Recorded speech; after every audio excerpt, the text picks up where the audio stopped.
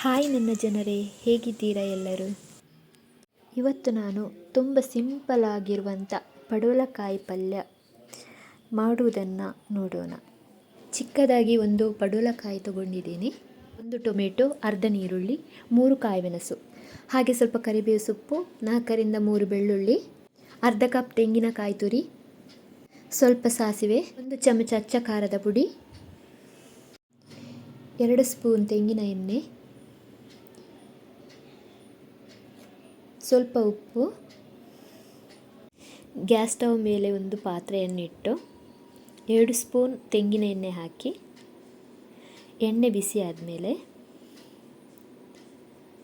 ಸ್ವಲ್ಪ ಸಾಸಿವೆ ಹಾಕಿ, ಪಟಪಟನೆ ಸಿಡಿದ ಮೇಲೆ ಸ್ವಲ್ಪ ಬೆಳ್ಳುಳ್ಳಿ ಹಾಕಿ, ಕರಿಬೇವು ಹಾಕಬೇಕು. ಚೆನ್ನಾಗಿ ಫ್ರೈ ಮಾಡಿ,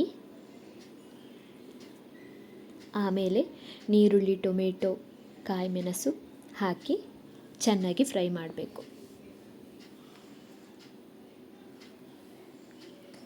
ಫ್ರೈ ಮಾಡಿದ ಮೇಲೆ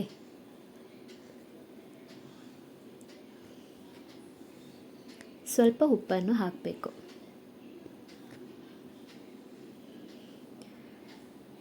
ಹಾಗೆ ಕಟ್ ಮಾಡಿದ ಪಡವಲಕಾಯಿಯನ್ನು ಹಾಕಬೇಕು.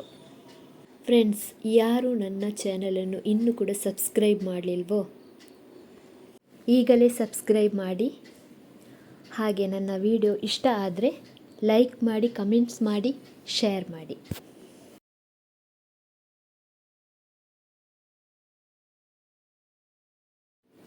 ಇವಾಗ ಬೆಂದಿದೆ, ಸ್ವಲ್ಪ ಚಿಲ್ಲಿ ಪೌಡರ್ ಹಾಕಬೇಕು. ಚಿಲ್ಲಿ ಪೌಡರ್ ಹಾಕಿದ ಮೇಲೆ ಫ್ರೈ ಮಾಡಬೇಕು.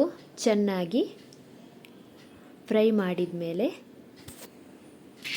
ತೆಂಗಿನಕಾಯಿ ತುರಿ ಹಾಕಿ ಮಿಕ್ಸ್ ಮಾಡಿ, ಬೆಂದಿದ ಮೇಲೆ ಗ್ಯಾಸ್ ಸ್ಟವ್ ಆಫ್ ಮಾಡಬೇಕು.